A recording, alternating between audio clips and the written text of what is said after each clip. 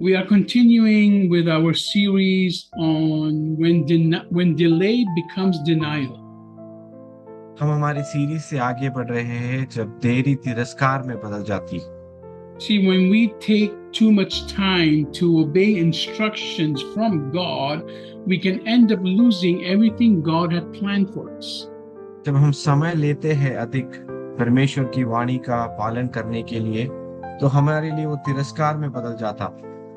See, actually, from my own personal experience, when I'm working with people who I'm guiding, मेरे व्यक्तिगत जीवन में जब सेवकाई करने के लिए सेवकाई में जिन लोगों से मैं बताता हूँ कि कैसे क्या करना चाहिए, when I see that after telling them the same thing 2 or 3 times, they don't obey, I stop giving them more instructions. जब मैं देखता हूँ कि वो मेरे 2 और 3 बार बताने के बाद वो देरी कर रहे हैं या फिर नहीं कर रहे हैं, तो मैं उन्हें बताना बंद कर देता हूँ कि अगला क्या करना चाहिए। I have a plan for their life. मेरे उनके जीवन के लिए मेरे पास एक योजना है। I have a vision from God for them to reach their divine destiny. मेरे पास एक दर्शन है परमेश्वर के द्वारा प्राप्त किया हुआ उनके दिव्य मार्ग पे पहुंचने के लिए। But if they do not obey the instructions, I know that God will no longer use them for the plan He had.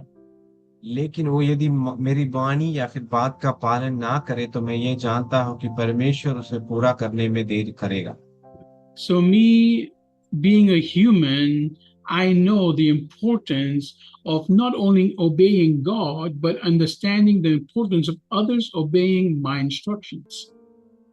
मैं जब परमेश्वर की वाणी मानकर कुछ कहता हूँ, तो सिर्फ मैं ही नहीं, जो मेरे से मैं जिनसे बातें करता हूँ वो भी मेरी वाणी का पालन करना चाहिए। And this is how God works in our lives. ऐसे ही परमेश्वर हमारे जीवन में कार्य करता है। He has a perfect plan, उनके पास एक सही योजना है and He wants the best for us. और हमारे लिए उत्तम वस्तुएं और चीजें परमेश्वर चाहता। But we are the ones that disobey, लेकिन हम हैं जो उल्लंघन करते हैं या फिर अनाज्ञाकारी बनते हैं, and we are the ones that take too much time to do what we are told to do. और हम हैं जो अधिक समय लेते हैं जिसे हमें कहा गया है कि हमें करना चाहिए। And we have been talking about this for the past few weeks. और मैं इस विषय के बारे में कई सप्ताह से बात कर रहा हूँ। Is that God had a perfect plan for us, परमेश्वर के पास एक सही वाणी या फिर योजना है हमारे लिए, but because of our disobedience, we have not longer been able to enjoy that perfect plan. लेकिन हमारे अनाज्ञाकारी होने की वजह से उस योजना के पूर्ण तरीके से लाभ उठाने हमें हुआ नहीं। See, the people of God, they were chosen by God and set free from Satan. परमेश्वर के लोग चुने गए हैं और शैतान के अधीन में से उन्हें छुड़ाया गया। And God has a plan for each individual that has been set free from Satan. और परमेश्वर को हर एक व्यक्तित्व के बारे में एक सही योजना है जिन्हें शैतान के अधीन में से छुड़ाया गया है। But if you do not walk in that obedience to God, you will not be able to experience the freedom God has for you. लेकिन हम परमेश्वर की उस आज्ञाओं में पालन ना करें, तो उस आशीषों का पूर्तिकरण या फिर प्राप्ति करना मुश्किल है। See, God has the power to completely break everything in your life that is holding you back in life. परमेश्वर के पास उसका सामर्थ्य है कि जो कुछ भी आपको पीछे रोक रहा है उसे तोड़कर निचोड़ दे। Jesus Christ, the Word of God says that Jesus Christ came to earth to set the captives free. वचन कहता है परमेश्वर यीशु मसीह जगत में आया ताकि बंदियों को छुड़ाने के लिए, to find those that were lost, उनको पाने के लिए जो खोए हुए थे, and to destroy the works of Satan. और शैतान के कार्यों को क्रियाओं को नाश और या फिर नष्ट करने के लिए। Are you bound by anything in your life? क्या आप कुछ चीजों से बंधे हुए हो या फिर जकड़े हुए हो? Do you feel lost in this life? या फिर आपको लगता है कि इस जीवन में मैं खो चुका हूं या फिर मैं खोया हुआ? And are you experiencing right now all the works of Satan destroying your life?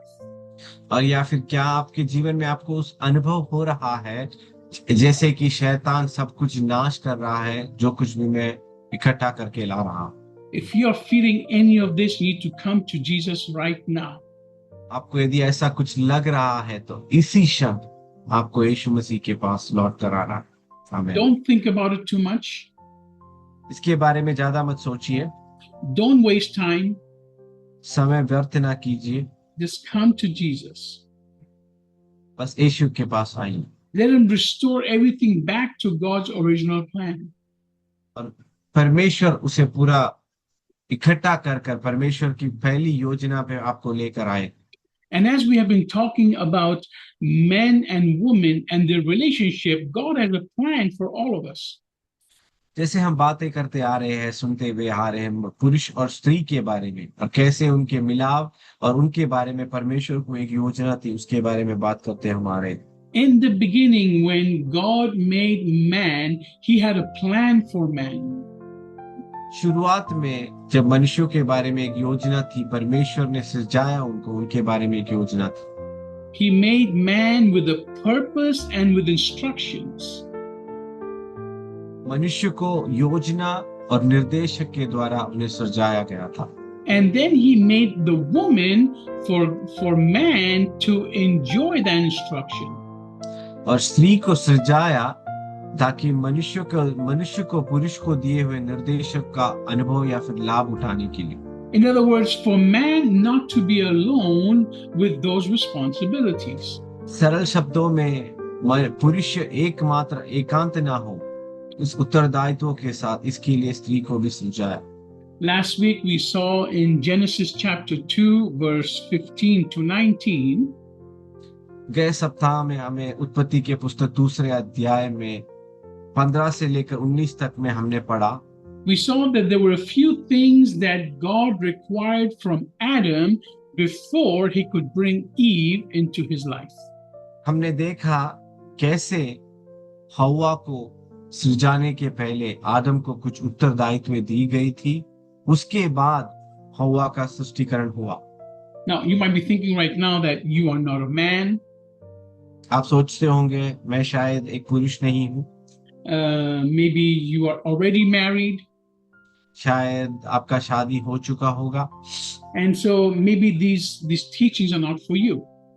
शायद ये पढ़ाइयाँ या फिर ये सीख वचन आपके लिए नहीं होगा। See, all the teachings in the Bible, they might not be for you at this very moment. यही क्षण में शायद सभी वचन के वाक्य या फिर सिखाइयाँ शायद आपके लिए नहीं होगी। But if God is giving you this teaching today, it might be for someone else that you might know. यदि परमेश्वर आपको यह सिखा रहा है तो शायद ये सब उसके लिए होगा जिसको आप जानते होंगे। Because you will receive something today that somebody else you know might need to hear. आज आप कुछ प्राप्त कर रहे हो शायद उनके लिए जो ये सुनना के लिए तैयार हो या फिर ये सुनने के लिए उनको जरूरी। So even if you are not a man, या शायद आप एक पुरुष ना हो, even if you are not married, या फिर आपकी शादी नहीं हुई हो, or you are a widow, शायद आपके अकेले हो या फिर vidva. विधवा हो, If you are someone who's been married many years and already has grown-up children, या फिर कई वर्षों से आपकी शादी हो चुकी हो और आपके बड़े बच्चे हो, this teaching God is giving you for you to have the knowledge in the time when someone else will need it. ये सब आपको इसीलिए सिखाया जा रहा है ताकि उनके लिए दी जाए जिसके लिए इसकी प्राप्ति हो या फिर इसकी जरूरत हो उन्हें। So let's go back to Genesis chapter 2 as a revision.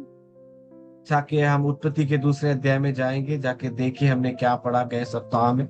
And we see the instructions that God gave to man. और देखेंगे कि क्या क्या निर्देशक है परमेश्वर ने पुरुष को दिए थे। First of all, he put him in the Garden of Eden, which was God's presence. Eden के वाटिका में उसे डाला गया जहां परमेश्वर की उपस्थिति थी। Then he gave him work to be productive. और उसको काम दिया ताकि वो उसमें से उत्पन्न करे या फिर कुछ कार्य में क्षमता दिखाए। Then he told him to guard the garden and to be vigilant. In other words, to plan for the future. और इसके लिए वाटिका का अधीन कराया, अधिकारी बनाया और जागृत रहने के लिए कहा ताकि वाटिका में कोई और प्रवेश ना करे। Then he gave him the moral law, the God's laws. फिर उसने परमेश्वर की वाणियां या फिर परमेश्वर के व्यवस्थाओं को दिया। He told him what was good and what was bad. और उसे कहा गया कि ये क्या अच्छा है और क्या बुरा है। And then he also tells him that now you should name all the animals. और फिर उसे कहा गया कि हर जानवरों को, जीव जंतुओं को नामकरण करने के लिए। Which means that you have to use your mind, your brain, and continue studying. और उसका मतलब अपने बुद्धि या फिर दिमाग का उपयोग कर कर पढ़ते जाए आगे। After all these things is when God says, now it is not good for this man to be alone. ये सब होने के बाद परमेश्वर ने सोचा कि ये सही नहीं है पुरुष को अकेला एकमात्र रहना। See, now that you are doing all these things as a man, God will bring the wife to your life to help you. अब ये सब जब भी जो फलाने उत्तरदायित्व है या फिर कहा गया है वो करोगे, तब आपके जीवन में आपकी अर्धांगिनी या फिर आपकी पत्नी को परमेश्वर प्रकट करवाएगा। Now, does that mean that as a man you cannot do these things alone? इसका मतलब ये है क्या एक पुरुष होने के बावजूद ये सब आप अकेले नहीं कर सकते? No, God can make you work completely on your own, only depending on God. परमेश्वर सभी उत्तरदायित्व सभी आप करवा सकते हैं सिर्फ परमेश्वर पर भरोसा रखकर निर्भय होने से। But now let me take you a little bit further and make you understand the value of the wife in your life. और मैं आपको थोड़ा और आगे लेकर जाकर ये बताना चाहता हूँ कि आपकी पत्नी के बारे में या फिर आपकी पत्नी का मूल्य क्या है आपके जीवन। Now, until you understand the value of who the wife is in your future plans with God, you will never succeed the way God wants you to succeed. जब तक आप ये समझ नहीं पाओगे कि आपकी पत्नी का क्या उत्तरदायित्व है और आपकी पत्नी की क्या मूल्यता है आपके जीवन में वचन के आधार पर, तो आप जीवन में सफलता नहीं कर पाओगे। So let's go to Genesis chapter 2 verse 15. तो उत्पत्ति का पुस्तक 2 अध्याय 15 वाक्य में हम फिर से जाएंगे। Genesis, which is the first book of the Bible. उत्पत्ति पहला पुस्तक है वचन का। Chapter 2. 2 अध्याय verse 15. 15 वाक्य। We already read all this, but I want to jump to verse 18. हमने ये पहले ही पढ़ चुके हैं लेकिन वाक्य में फिर से जाना चाहता हूँ। So verse 18 says, later the Lord God said, it is not good for the man to be alone. I will make for him a companion that is a suitable match for him. 18 वाक्य। फिर यहोवा परमेश्वर ने कहा, आदम का अकेला रहना अच्छा नहीं, मैं उसके लिए एक ऐसा सहायक बनाऊंगा जो उससे मेल खाए। Now, I want to read the KJV version, which is the King James version. और मैं KJV वर्जन पढ़ना चाहूंगा जो किंग जेम्स वर्जन है। Says, and the Lord God said, it is not good that the man should be alone. I will make him a help meet for him. उसमें ऐसा कहा गया है, परमेश्वर ने देखा कि मनुष्य अकेला होना अच्छा नहीं है, इसके लिए मैं उसके लिए एक सहायक बनाऊंगा। Now, I want you to focus on this word help. ये सहायक के उस वाक्य पे आपका ध्यान बटाना चाहता हूँ। Now, on this app I am using, there is one translation here, which is KJV plus. और मैं जिस ऐप को यूज कर रहा हूँ उसमें एक आप देख सकते हो एक KJV प्लस एक अनुवाद भी है।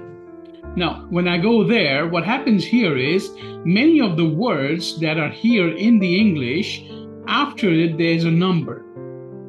जो भी वाक्य है इसमें अंग्रेजी में, उसके बाद आप देख सकते हो हर एक नंबर है उस पे। Now, this number is giving you the Hebrew word of what you have just read. और ये नंबर एक गिनतियां आप इब्रानी भाषा में उसका क्या तर्जुमा है या फिर क्या अनुवाद है उसके बारे में बताया गया। Because as many of you know, the Old Testament was written in Hebrew. जैसे आप में से कई जानते हो, पुराना नियम इब्रानी पुस्तक में लिखा गया था। And what we have here is a translation from the Hebrew to English. और हमारे पास जो है इब्रानी पुस्तक में से अनुवाद किया गया है अंग्रेजी में। So here, when I put the cursor on the word help, और मैं सहायक या फिर हेल्प में मैं अपना माउस लेकर कर्सर लेकर जाता हूं तो उधर it says it is the word called Ezer in Hebrew. और इब्रानी पुस्तक में उसे कहा गया है ager. Okay. Now keep that in mind. ध्यान में रखिए उस वाक्य को। Now let me take you to Psalm 121. और मैं भजन संगीता 121वें में अध्याय में लेकर जाना चाहता हूँ। Psalm 121. Bhajan Sangeeta 121। Now we all know this psalm and we love it. हम इस भजन संगीता से बहुत प्रेम करते हैं और हमें इस भजन संगीता के बारे में पता है। Many of us pray with this psalm. और मैं इस भजन संगीता हम में से कई इस भजन संगीता के वाक्य को दोहराकर प्रार्थना करते हैं। And focus right now on the first verse of Psalm 121. और उसके पहले वाक्य पर अपना ध्यान बटाए। It says, I will lift up mine eyes unto the hills, from where comes my help. मैं अपनी आंखें पर्वतों की ओर लगाऊंगा और मेरा सहाय कहां से आता है। Then verse 2, my help comes from the Lord who made heaven and earth. और मेरा मदद या फिर सहायता वहां से आती है परमेश्वर से जिसने आकाश और पृथ्वी को सृजाई। Now, when you read this verse, when you read this psalm, you are seeing that you are asking God for help. जब इस भजन संगीता को आप देखते हो तो ऐसा है कि आप परमेश्वर से सहायता या फिर मदद मांग रहे हैं। And it says, my help comes from the Lord. और ये कहता है कि मेरी सहायता परमेश्वर की ओर से आ रही है। Now, what kind of help is this? और ये क्या सहायता है?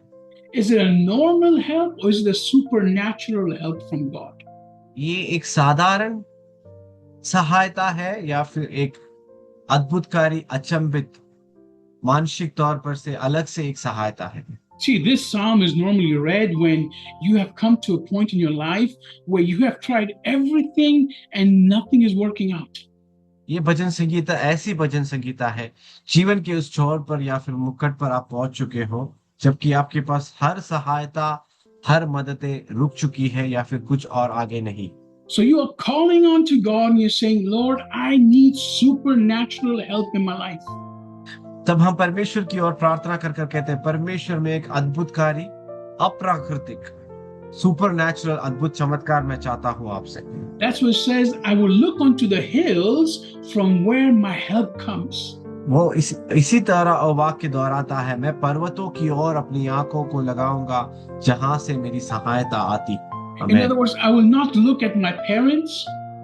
दूसरे शब्दों में मैं अपने माता पिता की ओर नहीं देखूंगा। I will not look at my friends. मैं अपने मित्रों की ओर नहीं देखूंगा।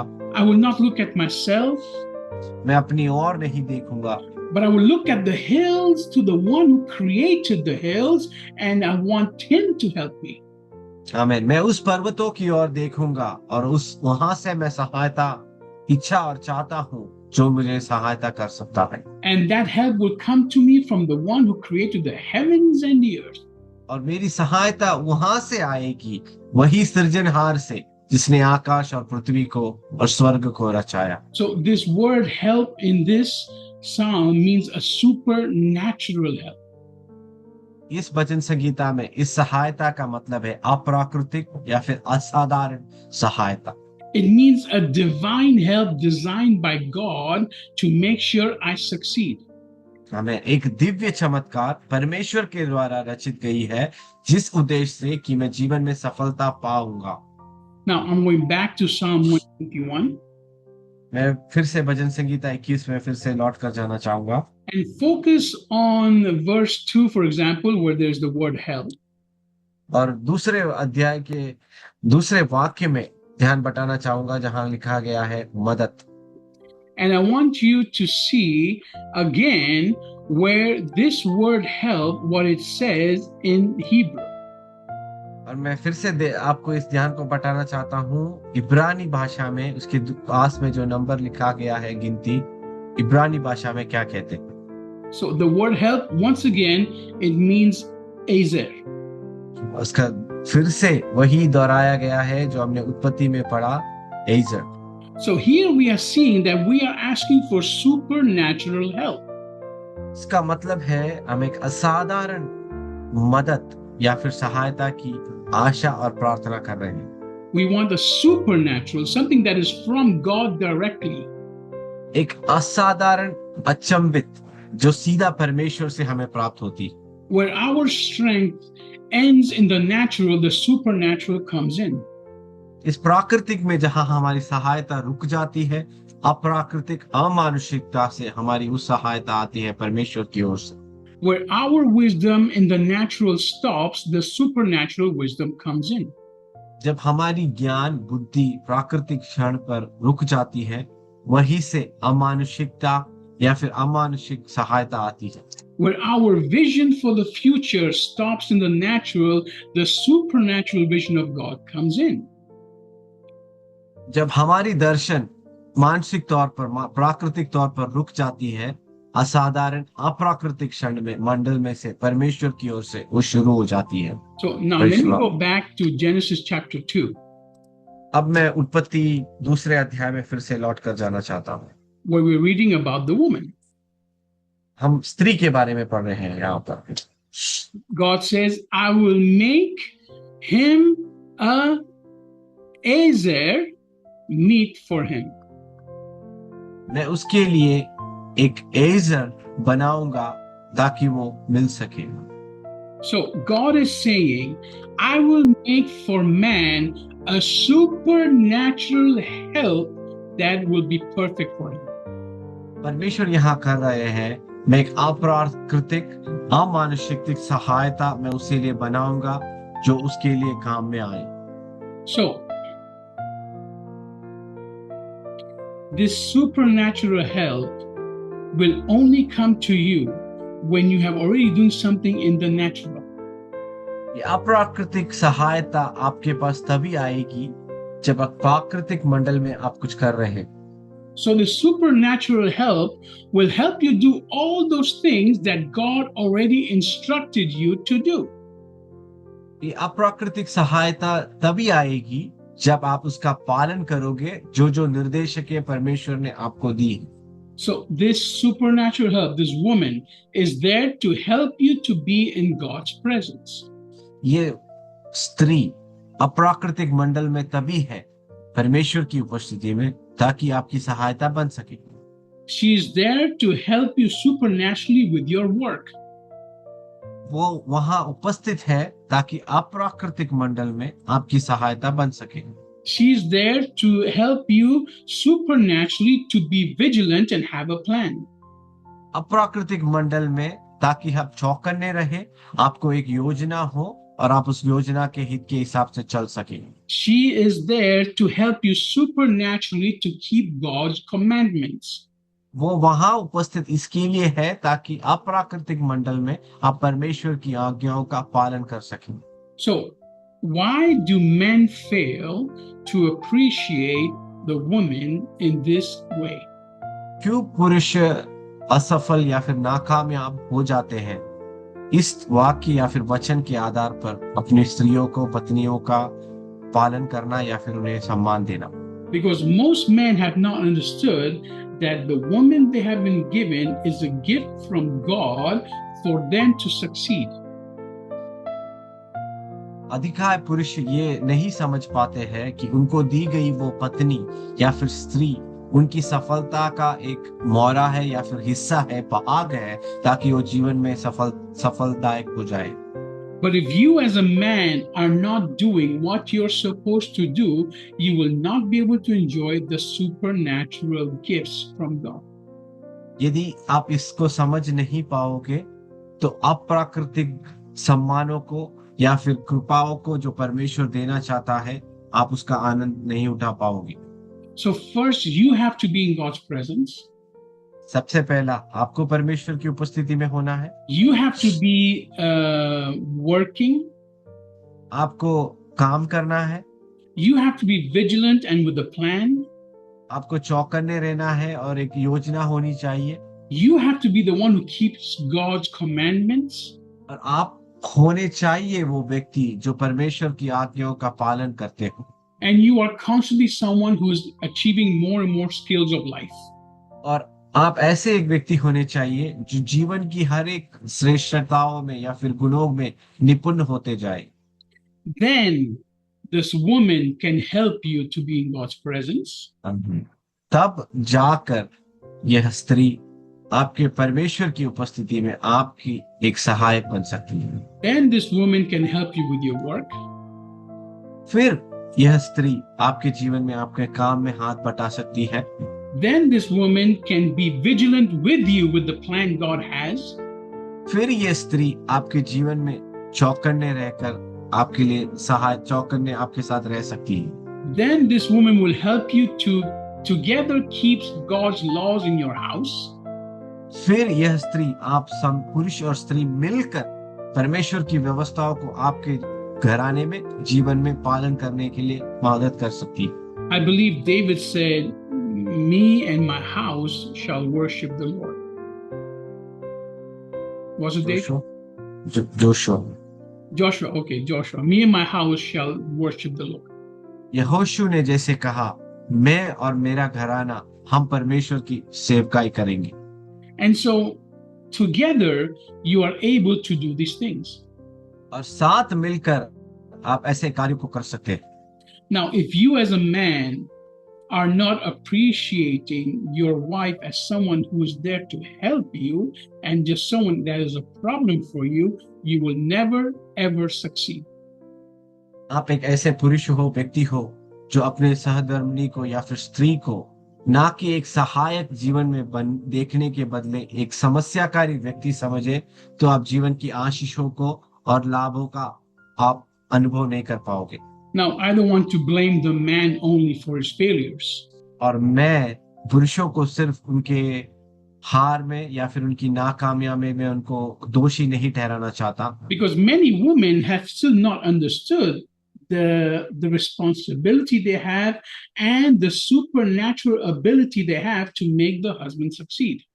क्योंकि अधिकांश से स्त्रियां ये नहीं समझ पाई है कि उनका क्या सहयोग है, क्या भाग है अपने पुरुष में, पति में सहभागी बनकर जीवन को आशीषकारी आनंदकारी बनाने के लिए। The day the woman understands these things and start to act according to her identity in God, the husband's life will completely change. जिस दिन से ये स्त्री समझ जाएगी कि उनका उत्तरदायित्व क्या है, परमेश्वर को उनकी और की योजना क्या है, उस दिन से उनका जीवन सफल और आशीषकारी हो जाएगा। So women, listen to me right now. स्त्रियां, आप आज मेरा ध्यान दीजिए ध्यान से। You have to help your husband to be in God's presence. आपको अपने पतियों को परमेश्वर की उपस्थिति में रहने के लिए सहायक बनना। You have to help him with the work he is doing and find out what he is doing. और आपको उनके उस काम में आपको समझना है और ये हाथ बटाना है कि वो क्या-क्या काम कर रहे हैं। You have to be guarding the future and the vision God has for both of you. That means you have to find out what the vision is. आपको उसका रक्षक बनना है, रखवाली करनी है। सरल शब्दों में आपको समझना है कि उनकी दृष्टि योजना क्या है, दर्शन क्या है। Woman, you have to be the one that helps your husband together to raise up a family that keeps God's commandments. स्त्रियों, आपको ये समझना है पुरुषों को कैसे व्यवस्थाओं का पालन कैसे करना चाहिए और एक परिवार समेत कैसे परिवार को आगे बढ़ाना है और कैसे रक्षा में रखना है। And woman, you have to be the one that helps your husband to get more skills in life for the future you both have together. और स्त्रियां, आपको ये समझकर अपने पति को एक सहायक बनना है इस आधुनिक जीवन में, क्या क्या वो गुणों को, निपुणताओं को प्राप्त कर सकते हैं ताकि आपका भविष्य संरक्षित हो और भविष्य में आगे जाके उपयोग में आए। Now, where do the men fail in this junction or in this और commitment with each other? और इस चौराहे पर या फिर चार रास्ते पर या फिर जिंदगी के उस मोड़ पर कहाँ पुरुष हार जाते हैं? First of all, men do not realize that the woman, the wife, is the divine help God has sent. पुरुष यह नाकामयाबित हो जाते हैं ये समझने में कि पत्नियां उनके जीवन में वो सहायक है, वो स्वर्गीय आशीष या फिर दिव्यत्व है जो परमेश्वर ने ठहराया है आपके जीवन में। So they do not share the vision they have for life with their wives. क्योंकि वो अपने दर्शनों को अपने सहधर्मिणियों के साथ या फिर पत्नियों के साथ बांटते नहीं हैं। They don't share the plans they have for the future for the family with their wives.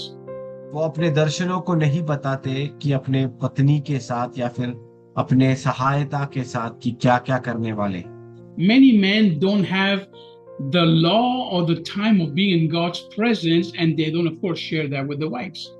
बहुत से पुरुषों को परमेश्वर की उपस्थिति में रहना या फिर उस व्यवस्थाओं को समझने में और उसे अपनी पत्नियों के साथ बांटने के लिए समय नहीं बिताते। Many men don't assign real responsibilities of the household to their wives. अधिकांश से पुरुष अपने उत्तरदायित्व को घराने के, परिवार के, अपने पत्नियों को नहीं सौंपते। See, until you don't believe that your wife, regardless of what she is right now in the natural, she has a supernatural ability from God to do things, you will not be able to assign things to her. हम में से कई पुरुष ये नहीं समझ पाते कि हमारी पत्नियां वो दिव्य उद्देश्य या फिर अप्राकृतिक मंडल में जो हमसे ना हो सके, परमेश्वर के द्वारा सौंपित दिया गया है, जो हमारे सहायक बनकर हमारे मदद में हाथ बटाए और हमें कामयाब करे। Now, I speak to many women, मैं बहुत से स्त्रियों से बातें करता हूँ and many times I see that the women themselves do not believe in themselves and in what God can do through them. आमीन। उनमें से कई अपने खुद में आत्मविश्वास नहीं रखते, आत्मनिर्भर नहीं कर पाते कि परमेश्वर उनके द्वारा क्या क्या करवा सकता है। They just go life, they go year after year without achieving any skills. जीवन में कुछ निपुणताएं ना प्राप्त करते हुए या फिर कुछ गुणों को ना प्राप्त करते हुए जीवन सिर्फ बिताते Without हुए जाते having हैं, any vision, या फिर जीवन या फिर भविष्य के बारे में कुछ दृष्टि ना हो या फिर योजना ना हो। they just live life feeling sorry for themselves and complaining. वो अपना जीवन हाय करते हुए और उसके बारे में कोटते हुए जीवन जिंदगी बिताते जाते हैं। Until you women do not realize the gift you are to your husband, you will not start to act in that identity. आप पत्नियां, जब तक आप उसे नहीं समझ पाओगे कि क्या किया आपने और परमेश्वर आपके जीवन में क्या कर सकता है, ये नहीं समझिए, आप नहीं आगे बढ़ पाओगे। And men, until you don't realize that the woman is there to help you and not to stop you, you will not start investing time to teach her and show her what needs to be done. और पुरुष, जब तक कि आप ये नहीं समझ पाएंगे आपके जीवन में जो अपनी पत्नी है आपके लिए खेद या फिर रुकावट नहीं, आशीष और पड़ाव के लिए आगे बढ़ने वाली है, इसीलिए जब तक आप उन्हें नहीं सिखाओगे, नहीं समझाओगे, व्यवस्थाओं के पालन के बारे में नहीं बताओगे, वो भी आपके जीवन में आगे नहीं बढ़ पाएगी। You see, most men are cowards. क्योंकि बहुत से पुरुष डरपोक होते हैं, They don't want to fight with their wives. क्योंकि उनको अपनी पत्नियों से लड़ाई झगड़े नहीं करना पसंद, They don't want conflict at home. क्योंकि वो नहीं चाहते कि घर पे एक ऐसे वार्तालाप या फिर झगड़े हो। But if you don't give your wife the vision you have from God, यदि आप अपनी पत्नी को आपके दर्शनों के बारे में परमेश्वर की ओर से आप नहीं बताओगे, if you don't make her someone who helps you with everything in life, यदि आप उनको वो नहीं बना पाओगे जो आपके साथ साथ चलकर आप में आपको कुछ बना सके जीवन में। She will never be complete in her identity and her calling with God. वो अपने जीवन में कभी भी परिपूर्ण नहीं हो पाएगी, अपने अलग से एक व्यक्तित्व वो नहीं बना पाएगी। And if she's feeling constantly that she's not fulfilled in life, all she will do is fight with you. और जब उसे लगेगा कि मैंने अपने जीवन में कुछ पाया नहीं है या फिर कुछ नहीं प्राप्त हो रहा है, तो आपसे हमेशा झगड़ा करते रहेगी। That's why many men, when they finish their work, instead of going directly home, they go to the bars and have a drink. इसके लिए कई से अधिक से पुरुष काम खत्म करने के बाद घर जाने के बदले कोई शराबशाला में या फिर कहीं और होटलों में जाकर समय बिताते हैं। Instead of going home to their wife and their family, they go out with their friends. अपने परिवार बच्चों के पास जाने के बदले वो अपने दोस्तों और मित्रों के साथ बाहर जाते हैं, Because there's always conflict in the house. क्योंकि हमेशा उनके बीच आपस में झगड़ा होते रहता है। So men, you need to become men of God. इसके लिए पुरुष आपको परमेश्वर के द्वारा एक पुरुष बनना है, And you need to share with your wife the vision that God has given you. और अपनी पत्नी के साथ उस दर्शनों को आपको बांटना है जो परमेश्वर ने आपको योजनाएं दी है। And you have to give her more and more assignments and responsibilities for the future of the family. और उनको और से और अधिक उत्तरदायित्व देना है अपने परिवार की और भविष्य के बारे में। Even Praise if the Lord. right now in the natural you see her as a complete loser and worthless. यदि इस प्राकृतिक मंडल में, इस जीवन में आप उसको एक नाकामयाब कमजोर व्यक्ति समझते हो, तो भी You have to understand that she will achieve nothing in the natural. आपको एक बात समझना है कि इस प्राकृतिक जीवन में, इस पृथ्वी पर वो कुछ नहीं प्राप्त कर पाएगी, Because she is not a natural help for you. क्योंकि वो एक साधारण सहायक नहीं है आपके लिए। She is the supernatural help chosen from God. आमीन। वो एक अप्राकृतिक सहायक है, परमेश्वर के द्वारा नियुक्त की गई। That means that whatever needs to be done will be done supernaturally through her by God. आमीन। क्योंकि जो कुछ भी होना है अप्राकृतिक मंडल में, असाधारण रीति में, परमेश्वर के द्वारा, परमेश्वर की सहायता के साथ किया जाएगा। You see, as Christians, we live by faith and not by sight. एक मसीह विश्वासी होने के बाद आप देखने से नहीं, अनदेखे चीजों को आप विश्वास करते हो। The Word of God says that she is supernatural help for me.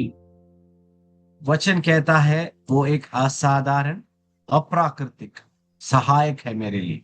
So regardless of what I see in the natural, I have to believe that the Word of God is true. प्राकृतिक दृष्टि से जो भी मैं देखूं या फिर समझूं, मुझे एक बात समझना है कि वो अप्राकृतिक मंडल में परमेश्वर की ओर से एक सहायक है। And women, regardless of what you are seeing about your life right now, और स्त्री है, चाहे जो कुछ भी आप अपने जीवन के बारे में देख रहे हो, समझ रहे हो, you are called the supernatural help for the man.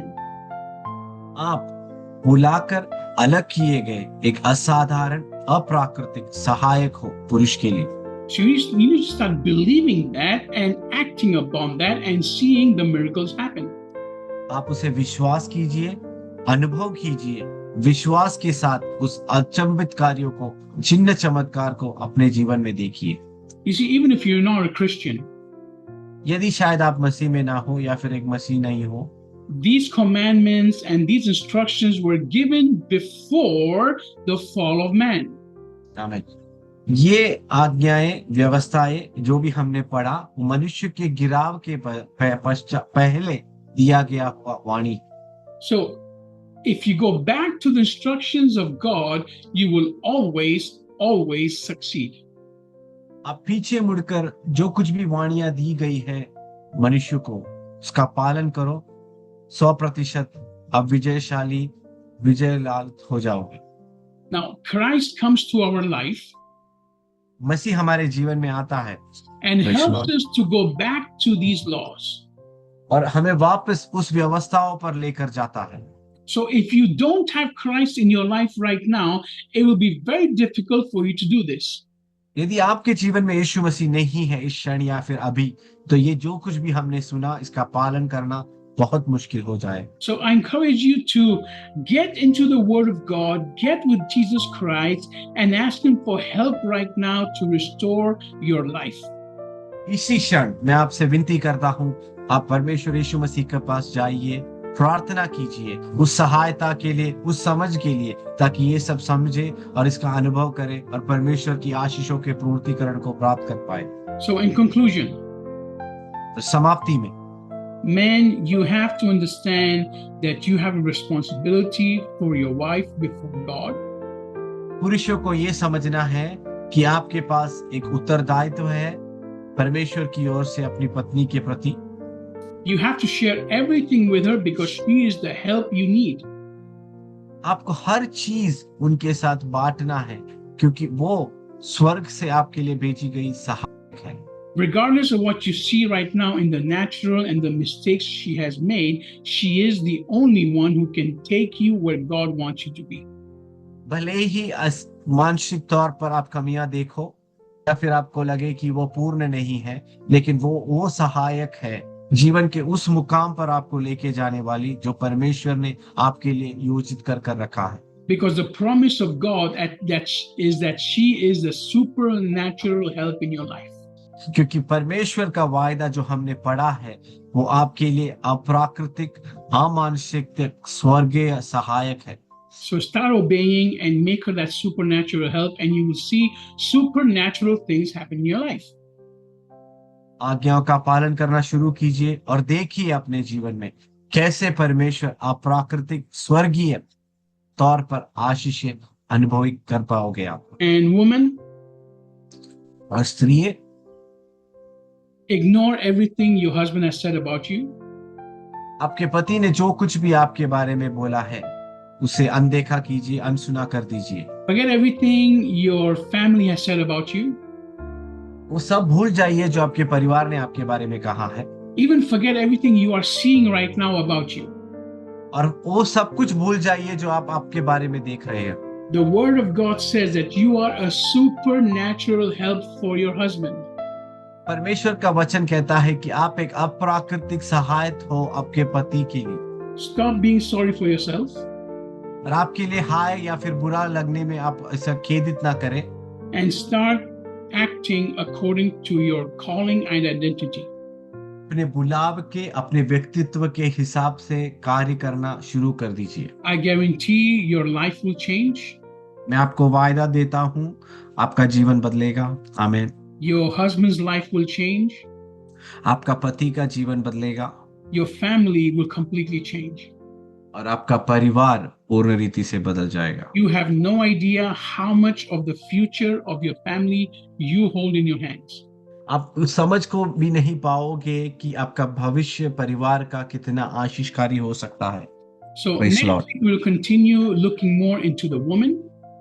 और अगला हफ्ते हम स्त्रियों के जीवन में उसके विषयों के बारे में हम अधिक ध्यान And we बताएंगे will see what qualities you need to have to be someone that God uses in your husband's life. और हमें ये देख पाएंगे क्या गुणों को हमारे जीवन में, स्त्रियों के जीवन में होना चाहिए ताकि वो परमेश्वर के लिए आश्रित उपयोग में आ सके। You will be shocked and surprised आप चौंकने या आप चौंक जाओगे देखकर, ये समझकर how many things, how many tools, and how many abilities you actually have. कितने गुणे, कितने सामर्थ और कितने निपुणताएं आपके जीवन में है जब आप परमेश्वर की उस योजना में आ जाओगे। So continue with us as we continue with the series. कृपया कर हमारे साथ इस सीरीज में, इस पढ़ाई में आगे बढ़ते रहिए। And we believe that God is slowly transforming your life into His original plan. परमेश्वर धीरे धीरे आपकी योजनाओं के बारे में, जीवन के बारे में आगे बढ़ते हुए जाएगा। God bless you. परमेश्वर आपको आशीष करे।